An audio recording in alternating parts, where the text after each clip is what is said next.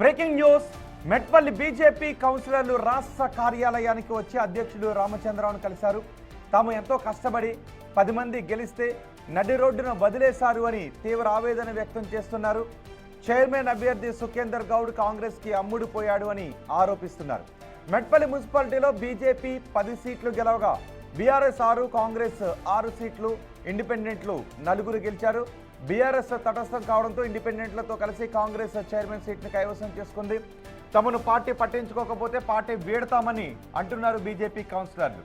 Dharmapuri Arvind ఇలాకాలో peak స్టేజ్కి పంచాయతీ చేరింది. ధర్మపురితో పాటు ఆ జిల్లా ఇన్ఛార్జీలపై అసంతృప్తిని వ్యక్తం చేస్తున్నారు మెట్పల్లి పార్టీ శ్రేణులు. కొద్దిసేపటి క్రితమే మెట్పల్లి పంచాయతీపై ధర్మపురి స్పందించారు. మెట్పల్లిలో పార్టీ కోవట్టు వెళ్లిపోయారు. పార్టీకి పట్టిన దరిద్రం వదిలిపోయింది. ఇందూరులో పార్టీలో ప్రక్షాళన జరుగుతుందని అంటున్నారు. కాంగ్రెస్ కి బీఆర్ఎస్ సపోర్ట్ చేయడంపై స్పందించారు ఎంపీ అరవింద్. ఈ కల్చర్ మొదలైందే కేసీఆర్ నుంచని ఆరోపించారు ఆయన.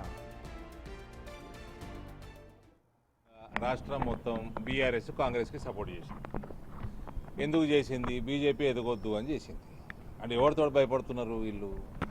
వీళ్ళు చేసిండ్రు, వాళ్ళు చేయించుకున్నారు. అంటే ఇది 100% ఈయన కేసులన్నీ ఆయన కాపాడుతున్నాడు. వీళ్ళ కేసులు వాళ్ళు కాపాడుతున్నారు కాంగ్రెస్ వాడు కాబట్టి వీళ్ళు చేయించుకున్నారు. అది చేసిండు. ఇక నేను ఒక్కటి చెప్పేది, నా దగ్గర నేను ఎవరిని నేను కొనను, నేను ఎవరిని అడుక్కోను.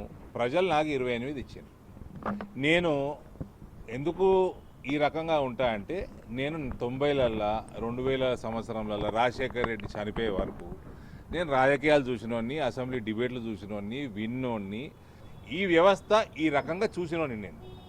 ఇది కేసీఆర్ అనేవాడు ముఖ్యమంత్రి అయినాక ప్రతి ఒక్కరిని కొనుక్కోవటము, అవతల పార్టీ ఉండొద్దు అని దేనికోసం చేసిండు? కుటుంబ అవినీతి ఎక్కడ కూడా క్వశ్చన్ కాకుండా వేరే పార్టీ వాడు జిల్లా పరిషత్ చైర్మన్ ఉన్నా, మేయర్ ఉన్నా, ఇంక ఎమ్మెల్యే ఉన్నా అక్కడ నేను కాళేశ్వరంలో దోసుకోలేను, భగీరథలో దోసుకోలేను, నేను ఈ వేరే అవినీతి కార్యక్రమాలలో దోసుకోలేను. కాబట్టి వాళ్ళని కలిపేసుకోండి, వాళ్ళకి పైసలు ఇచ్చి కొనుక్కోండి, వాళ్ళని బెదిరించండి.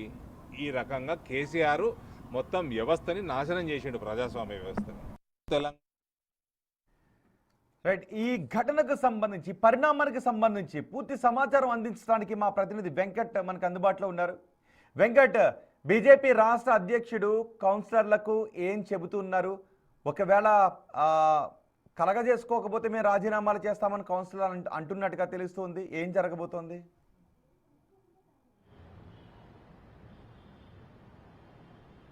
ఖచ్చితంగా రోహిత్, గ్రౌండ్ లెవెల్లో గెలిచినటువంటి బీజేపీ కౌన్సిలర్లను కావచ్చు, పూర్తిగా రాష్ట్ర నాయకత్వం కావచ్చు, అక్కడ ఉన్న ఇన్ఛార్జీలు, ఆ జిల్లా ఇన్ఛార్జీలు లేకపోతే మున్సిపాలిటీల ఇన్ఛార్జీలు కావచ్చు, మొత్తం కూడా వదిలేసినటువంటి సిచ్యువేషన్ చాలా స్పష్టంగా కనిపిస్తుంది.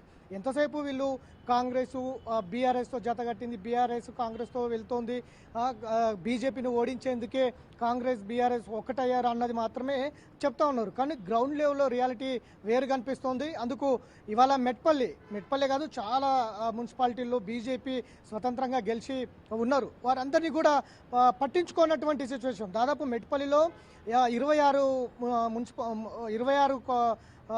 వార్డులు ఉంటాయి. ఈ వార్డులో దాదాపు 14 మ్యాజిక్ ఫిగర్ రావాలి, కానీ 10 మంది బీజేపీ అభ్యర్థులు గెలిచారు అక్కడ. దానికి సంబంధించి విప్ జారీ చేయలేదు. ఆ లోకల్ ఇన్ఛార్జీలు దాదాపు బీజేపీకి సంబంధించిన ఇన్ఛార్జీలే కాంగ్రెస్తో కుమ్మక్కయ్యారు. కోట్ల రూపాయలకు, దాదాపు 1,40,00,000లకు అమ్ముడుపోయారన్న వాదనలు బీజేపీ రాష్ట్ర కార్యాలయానికి వచ్చినటువంటి మెట్పల్లి బీజేపీ కౌన్సిలర్లు చెప్తున్నారు. ఎందుకు కాంగ్రెస్తో కుమ్మక్కయ్యారు? సుఖేందర్ గౌడ్ అనే ఏదైతే చైర్మన్ అభ్యర్థి, ఆయన పార్టీకి విప్ జారీ చేయలేదు, పార్టీ పట్టించుకోవట్లేదు, పార్టీ మీద అసంతృప్తి వ్యక్తం చేస్తూ ఆయన సుఖేందర్ పార్టీకి రాజీనామా చేసి కాంగ్రెస్లోకి వెళ్ళారు. గెలిచినటువంటి అభ్యర్థి అక్కడ దాదాపు మొత్తం 11 మంది బీజేపీ గెలిస్తే సుఖేందర్ అనే ఎవరైతే గెలిచారో ఆయన కాంగ్రెస్ పార్టీకి వెళ్ళడం జరిగింది. పార్టీ అసంతృప్తి మీద అక్కడ ఎంపీగా ధర్మపురి అరవింద్ కొనసాగుతూ ఉన్నారు. లోకల్ ఇన్ఛార్జి యాదగిరి బాబు, జగిత్యాల ఇన్ఛార్జి యాదగిరి బాబు కూడా ఉన్నాడు. ఇదంతా కూడా వ్యవహారం పైన గెలిచినటువంటి కౌన్సిలర్లు, మెట్పల్లి కౌన్సిలర్లు, పార్టీ క్యాడర్ అంతా యాదగిరి బాబు, జగిత్యాల జిల్లా అధ్యక్షుడు ఇంటి మీద దాడి చేయడం, ధర్మపురి అరవింద్ బీఆర్ఎస్ ని బీఆర్ఎస్ కాంగ్రెస్తో కలిసిపోయిందని అంటూ ఉన్నారు. కానీ బీజేపీకి ఇక్కడ వ్యూహం లేదు, కాంగ్రెస్ ఒక వ్యూహంగా వెళ్ళింది, బీఆర్ఎస్ తటస్థంగా ఉంది. సో బీఆర్ఎస్ నుంచి బీజేపీ నేతలు ఏమన్నా ఆశించారా ఇక్కడ? సో బీఆర్ఎస్ తటస్థంగా ఉంది అని విమర్శించిన ఉద్దేశాన్ని ఎలా చూడాలి? అండ్ రాష్ట్ర అధ్యక్షుడు రామచంద్రరావు ఇప్పుడు ఈ కౌన్సిలర్లకు ఎటువంటి హామీని ఇవ్వబోతున్నారు?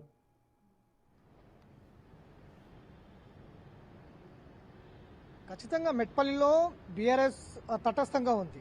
ఇటు నిజామాబాద్లో బీఆర్ఎస్ కాంగ్రెస్తో కలిసింది. కరీంనగర్లో తటస్థంగా ఉంది. అంటే చాలా చోట్ల రాజకీయ పరిణామాలను బట్టి బీఆర్ఎస్ మూవ్ అయిందని చెప్తుంది. కానీ ఇక్కడ బీజేపీ కోసమే బీఆర్ఎస్ అట్లాంటి తటస్థంగా వ్యవహరించింది అన్నది కూడా ఒకవైపు వినిపిస్తోంది.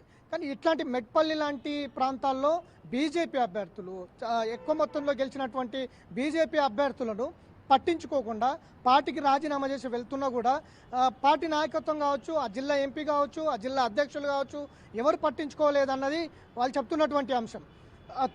ఆవేశపడొద్దండి, తొందరపడకండి, అన్నీ సర్దుకుంటాయి, సెట్ చేద్దాం అనేది రామచంద్రరావు చెప్తా ఉన్నారు.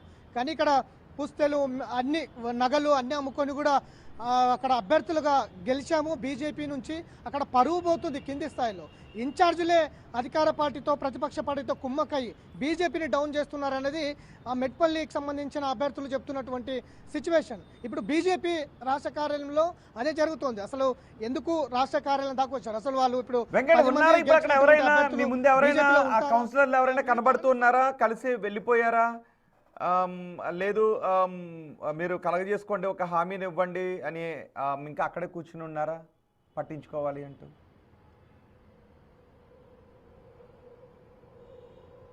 రామచంద్రరావు సాయంత్రం కరీంనగర్ నుంచి కొంతమంది ఇండిపెండెంట్లు బీజేపీలో చేరడానికి సిద్ధమయ్యారు. అందులో భాగంగానే రామచంద్రరావు మరికొద్ది సేపట్లో రాష్ట్ర కార్యాలయానికి రాబోతున్నారు.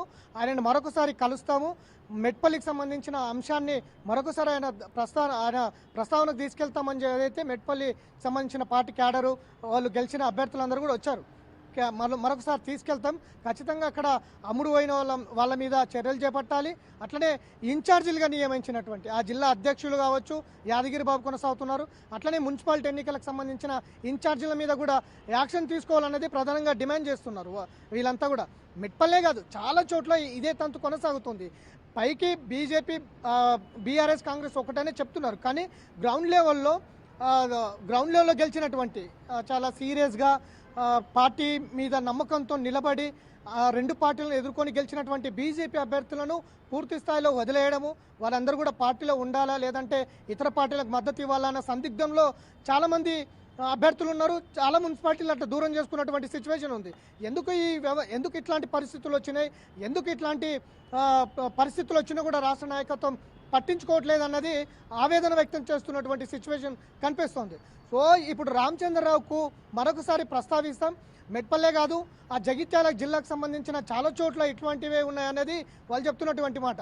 కానీ ధర్మపురి అరవింద్ కూడా దీని మీద మాట్లాడారు. ఎంపీగా కొనసాగుతున్నారు. జగిత్యాల ఆయన పరిధిలోకే వస్తుంది. ధర్మపురి కూడా చాలామంది కొత్త పాత నేతలు పార్టీలో ఉన్నప్పటికీ కొంతమంది పార్టీకి వ్యతిరేకంగా పనిచేస్తున్నారు. ఇందూరు నుంచే పార్టీ ప్రక్షాళన చేస్తూ ఉన్నాం. ఇట్లాంటి పార్టీకి వ్యతిరేకంగా పనిచేసే వాళ్ళు పార్టీలో ఉండకపోయినా పర్లేదనే అభిప్రాయం ధర్మపురి కూడా వ్యక్తం చేస్తున్నటువంటి సిచ్యువేషన్ కనిపిస్తోంది. సో మొత్తానికి బీజేపీ పైకి మాత్రం మరొక మాట, ఇన్సైడ్ మాత్రం అనేక ఒడిదుడుకులను ఎదుర్కొంటున్నటువంటి సిచ్యువేషన్ అయితే మెట్పల్లి అభ్యర్థులు చెప్తున్న దాన్ని బట్టి అర్థమవుతుంది. రోహిత్. రైట్ వెంకట్.